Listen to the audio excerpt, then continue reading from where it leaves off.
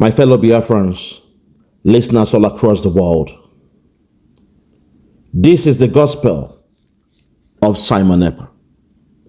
I present to you a speech that was made by our Prime Minister on the day, the 18th of March, 2024, where he spoke about genocide in Nigeria and also how Nigeria collude against Nnamdi Kanu and the rest. Also in this video, I myself, Biafra Superstars Media, I spoke on the Islamization of Nigeria. I spoke about Sharia and the introduction of the Hisbah police, where they now influence Muslims and non-Muslims. I tagged them as being similar to a Sharia police. Today, this gospel has been made manifest. Every word Simon Ekpa said in this video has come to pass. So please listen to this video, and I hope you learn a thing or two. Today, it has been made manifest. Thank you. A very long way in restoring peace and order for the good of those who may have business interests in Biafra territory. Ignoring the Biafra Republic government in exile democratic process will backfire. As it stands today, we are not just fighting for freedom, we are also fighting to preserve our life, our culture, and the right to live. It is no longer about just independence. No, we are now fighting for survival. We are facing extinction, annihilation, ethnic cleansing, genocide, sponsored by the Nigerian government, and being orchestrated and powered by the Nigeria terrorist army. Today we have seen videos circulating on social media of the army having a badge that we are yet to confirm which country is that. We know that there are many mercenaries that have hired in the past. Most of those mercenaries were neutralized in Biafra territory as they come to kill our people.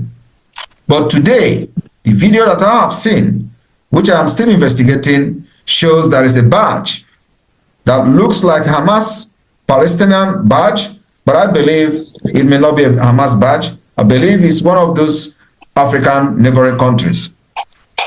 So it has come to the fact that the war has been brought to our doorstep. And those who will think that they are not going to support this Biafra today to defend our land against these invaders and murderers, you may be the next victim. It is the responsibility of every one of you, anywhere you are in the world today, to know that the only hope you have remains the Biafra Republic government in exile. And every other thing that comes with it, every other person that parade or group that parade themselves are free to do so, but must not interfere in the process that we have laid and the process we put on ground to see the restoration of independent state of Biafra starting from this year. I want everybody to understand that this struggle we left long time ago, and now liberation is a process that must be followed diligently, step by step. As we move forward to the global stage to put Biafra on a global discussion, we have also set the principle that is going to guide this step.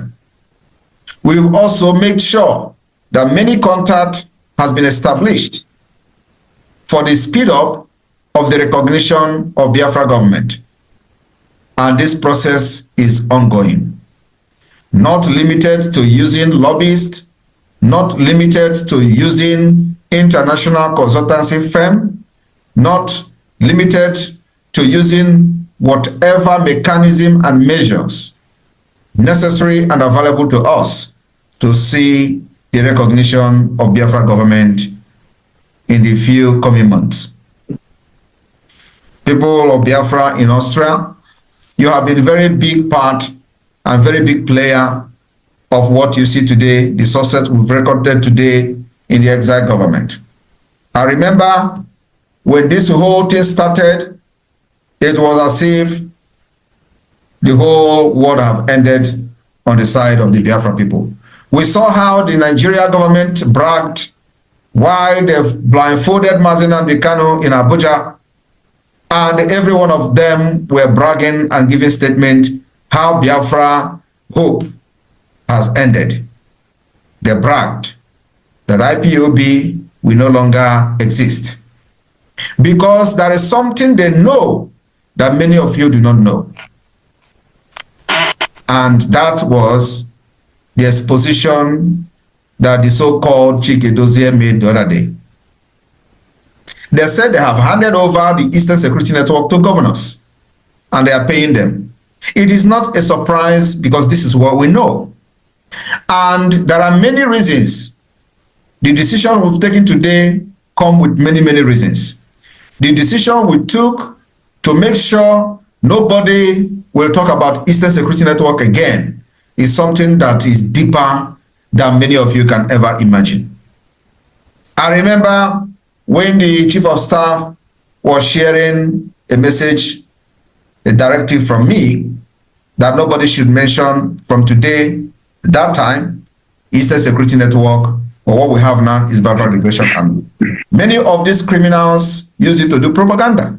They say, you see it, they thought they have destroyed IPOB. Now, what Mazi Nnamdi Kanu set up, they want to destroy it. These are the people who, for the past 3 years, never talked anything about Eastern Security Network because they believe they succeeded in selling these young men to the governors in return for monetary compensation. And they never mentioned them. From year 1, year 2, everything was gone. They came and gathered boys to snap pictures and snap videos and start sharing it on social media. And nobody was asking them. In 2021, when they say everybody should return their guns and their damn gun, why did they do so? In 2022, none of these people talked about Eastern Security Network. In 2023, none of them talked about Eastern Security Network. What were they doing? Because it never existed. They thought they have sold everything, and those who know what was going on from the beginning immediately turned to autopilot. EKPA, Simon and Joko, for the great job Simon is doing. Simon, we want to say we thank you, we appreciate you, we love you, because we know in your hands Biafra is coming, in your hands Biafra is safe, and in your hands when Biafra comes, the people of Biafra will rejoice. My fellow Biafrans, today I am going straight to the point. Just 2 to 3 weeks ago, I made a revelation where I said, according to a Hausa girl living in the north, she said Nigeria is officially an Islamic country, and she could not in any way give the assurances that Christians living in the north will not be judged or ruled by Sharia law. Now, under the Sharia law, they gave birth to what they call the Hisbah police. Remember, in 1999, Olusegun Obasanjo, the president of 1999, he said Sharia will die a natural death. He was the one that allowed Sharia to come into law. And he was boasting that just within 6 months, Sharia will die a natural death. But since 1999, Sharia has been waxing strong in that so-called Nigeria. And today, we know they are in the fasting, season now, doing their fasting, the Muslim world. But suddenly, in Nigeria, it is different. The Hisbah police that was created under Sharia, they are going around arresting people that are having food. If you are in the north and they see you eating, it is against the law of Sharia and against their own Islamic law to eat during fasting. Now, if Nigeria is not an Islamic country, why would this be affecting those who are not Christians? I mean, those who are not Muslims. The non-Muslims should be exempted from this. But in this video, in this analysis, you will hear our sister Ojiokwe in her discussion with her peers. She would say that Hisbah police, they went to arrest people in the streets. They arrested 11 so-called Muslims, but suddenly when they got to the custody, they now discovered, say, oh, some of them, they are not Muslims. And also they said, if you are not a Muslim and you are eating food, if you give food to somebody who is a Muslim, they will arrest you. That is the interference of Sharia to those who are not practicing Sharia. I told you all, Nigeria is officially an Islamic country. On paper, they are just waiting to sign it off. If you are with me, watch this video, it will blow your mind. I will break it down. Listen. Discuss another topic, and this is in Kano State, where the Hisbah police arrested 11 Muslims. I mean, they arrested 11 Muslims, and I think it was like 10 male and 1 female groundnut seller. And guess what the Hisbah said? That, you know, they don't arrest non-Muslims because it's not their concern. They only arrest Muslims because they were eating during fasting. Dr. Vati, come on, help me out here. Well, the 11 people that were arrested have been released. The Sharia, we keep saying, it's a personal orthodoxy. Yeah. You know, people who allow themselves to be governed under that orthodoxy, you know, are entitled to it. It's not as if it's a criminal orthodoxy that applies to everybody. So in this case, they said they arrested 11 persons, including the groundnut seller, who didn't know when she started eating. She was testing her. She was hungry. I mean, come on. They said they met with the family members and they gave an assurance that, you know, next time they will not eat during the period they are supposed to be fasting. So apparently, I hope they have established that those 11 persons are Muslims and they subscribe to the principles. However, what they did not point out is that even the rules for fasting, one of the major pillars of Islam, has certain exceptions. Now, if you are on a journey, you are allowed some room, maybe you won't fast in between. If you are sick, maybe you have a certain sickness, you are exempted. If you are old and infirm, then you are not, it's not compulsory for you.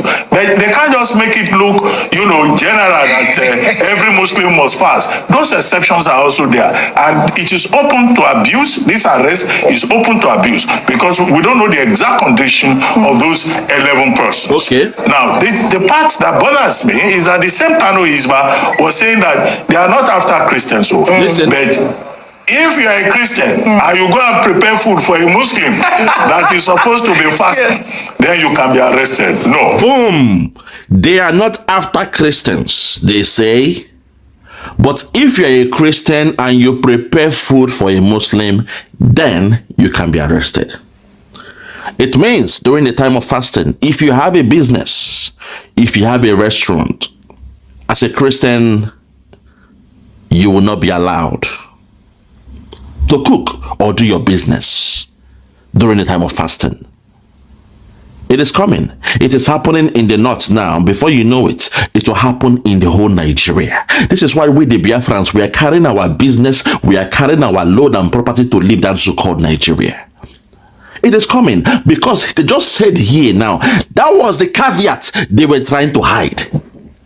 Where they said it doesn't affect the Christians, but if you're a Christian and you prepare a food and a Muslim comes to eat it, then you'll be arrested. It means if you have a business, if you have an eatery business, if you have a restaurant, if you have a canteen, if you have a beer parlor, as a Christian or as a non-Muslim, They can set you up because you are cooking during the time of fasting. They can send somebody who is a Muslim without you knowing to come and buy your food. The moment they are buying your food, you'll be arrested, your restaurant will be burnt down, your shop will be burnt down. That's where Nigeria is moving. That is the trajectory of that zoo called Nigeria. We've all said it, that Lord David Cameron, just last year, he declared Nigeria as an Islamic country. The Foreign Secretary of Britain, the owner of Nigeria, Britain, the colonizer of Nigeria, Lord David Cameron, he declared that Nigeria is officially an Islamic country. He said he has met with all the Muslim countries, including Nigeria and some other countries. He named them country by country, and your zoo country's name was there, Nigeria. That is the caveat they don't want to discuss, that even if you are a non-Christian, their law will affect you. But you, the Christians, when you are doing your fasting and your, towards your Easter, all those things, it doesn't affect anybody because you are supposed to be living in a secular country. For the fact they have a Hisbah police, which means a Sharia police, those going out to execute the law, the Sharia law.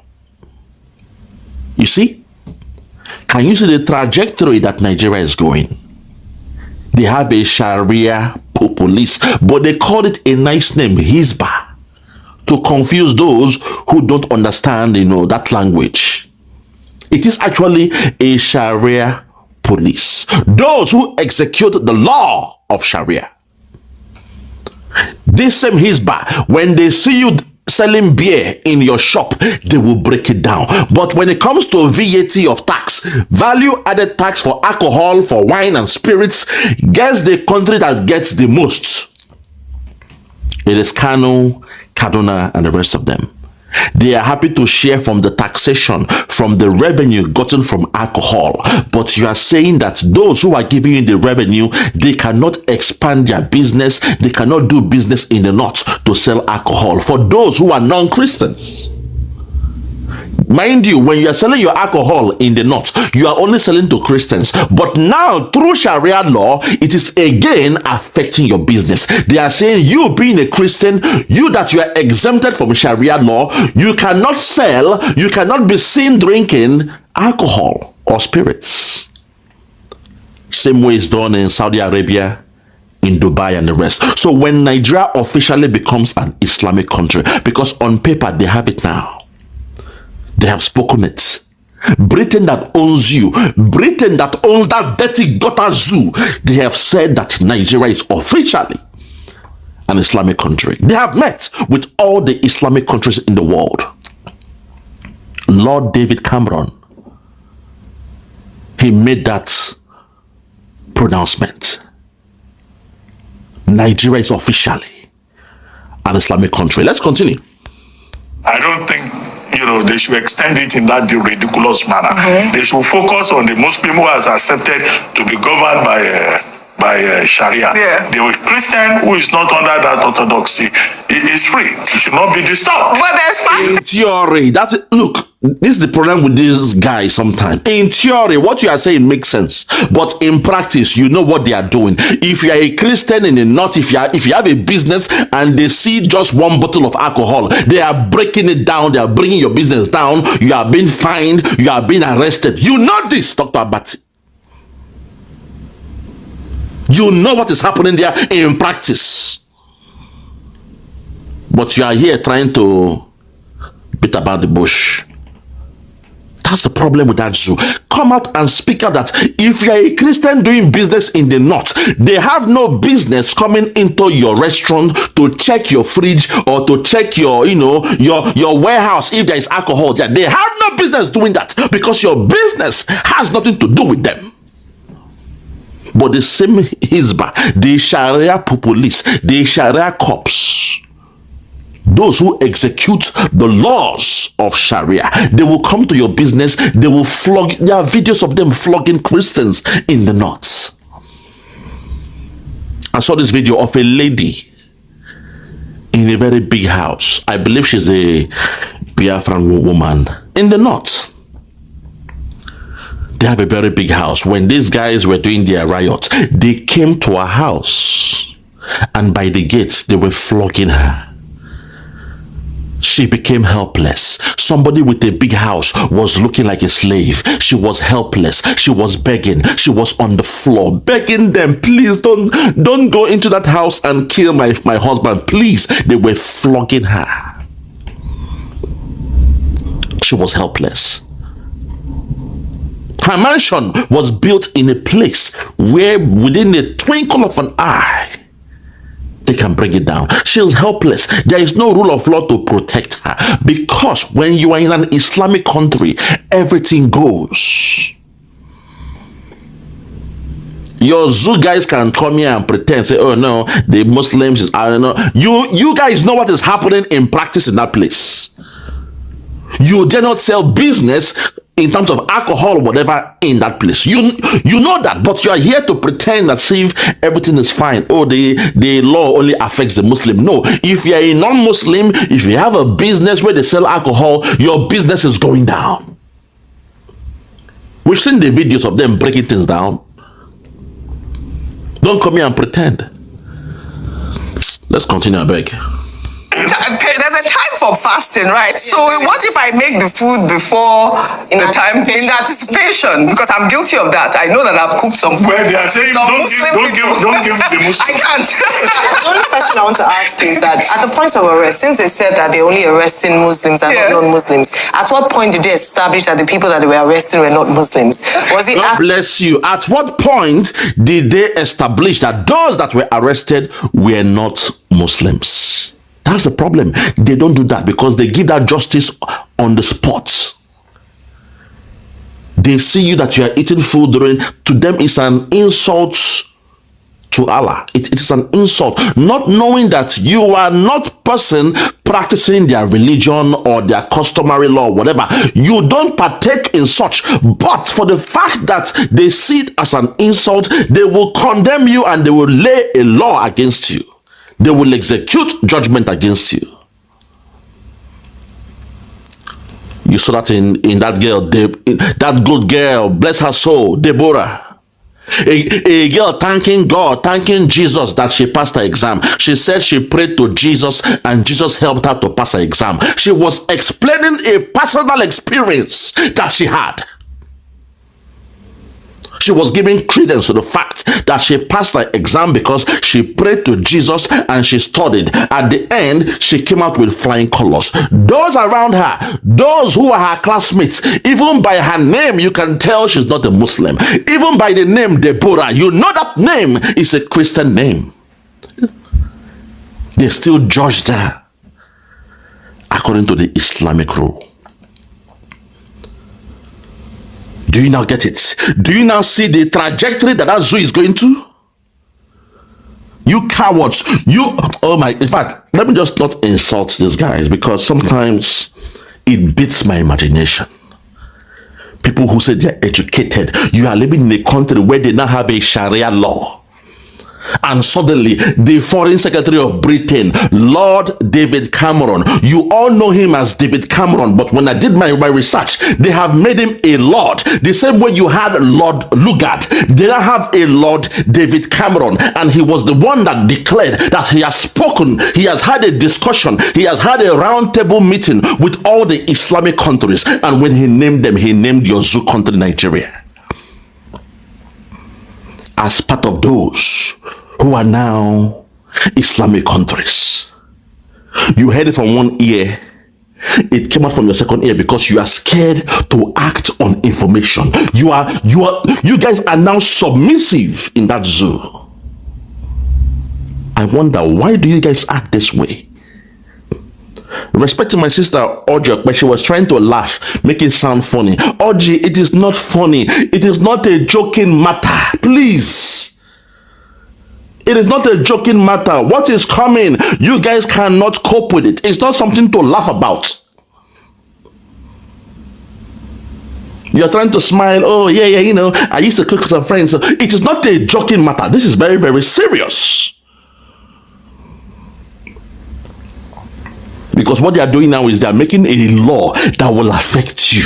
Whether you are a Christian or non-Christian, they don't care. It will affect you. The same way this same law will apply in Dubai. When you are going to Dubai for a contract business or whatever, you are not allowed to be in the same hotel with your team members, your colleague, if they are females. That is, we respect that because we know Dubai is an Islamic country. We respect it in Saudi because we know Saudi Arabia is an Islamic country. So when they make their law, you being a visitor, you must respect and obey their law. That's a different case. But in Nigeria, that zoo called Nigeria is supposed to be a secular country. Secular means there is no one religion that would, supersede your other ones. No. That's not how it's done. In a secular country, you are free to practice your religion. In a secular country, it means nobody can influence you towards their own religion. In a secular country, it means no religious law, norms, ethics can affect you when you are not part of that religion. There's the problem. Sometimes I look at Nnamdi Azikiwe, Awolowo, and the rest of them, and I was thinking, what were these guys thinking? What were they thinking? Look at India and Pakistan, what they did. They knew the problem. They knew what will happen. Oh my God. India, Pakistan, Bangladesh, they knew the problem. As soon as Britain was leaving, they said, thanks but no thanks. Britain, you made us one. Now that you are leaving, we are not one people. We are not the same. Our ideology is different. India said they are Hindu. Pakistan said they are Muslim. The rest of them, they moved their way. Bangladesh moved. Everybody moved their separate ways. That is what should have happened in that zoo. We are not one people. So the 419 that Britain did to you guys to make you assume you are one, until this day you are shouting one Nigeria, one Nigeria. It shows you are a farce. You are a fraud. That zoo called Nigeria is a fraud. You are a fraudulent country. If you're real, you would have done what Pakistan, India, and Bangladesh did. They broke up. Because Britain went there as a business. In a business, you want a consortium, a coming together of different, people doing the business. It's okay, you come in here from the north, from the south, make this one country so we can, effectively administer our policy. That was what Britain did. They integrated different people just to make that profit, to use the same policy to rule them. But when Britain left, India, Pakistan, Bangladesh, they broke out. They went their separate ways. That's for people that have sense. But you Nigerians, you hate the Igbo, you hate the Yoruba, you are the middle belt, you don't see eye to eye, you hate the Hausa, but suddenly you keep on saying you are one Nigeria, which is why there is a problem. Because when somebody is coming to fix that country because of his tribe, they will say, no, this one, no, lie, this will not be the candidate. That will never work. It is a banana republic, a doggy-dog world. What you are living now is like a doggy-dog world. Killer be killed. Kill or be killed. Killer be killed. That's what you are living in that zoo. Christianity is facing an existential threat in Nigeria. Thousands and thousands of Christians are being killed. Radical Islamists are responsible for this mass slaughter. I am hereby making Nigeria a country of particular concern. That's a legal definition. When the Christians or any such group is slaughtered, like is happening in Nigeria, 3,100 versus 4,476 worldwide. What horrible numbers. Something has to be done.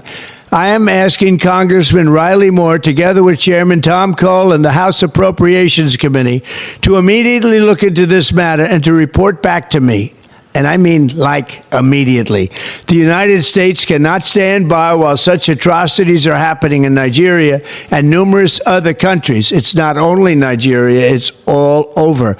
We stand ready, willing, and able to save our great Christian population around the world. This is not going to happen. The killing of Christians is not going to happen.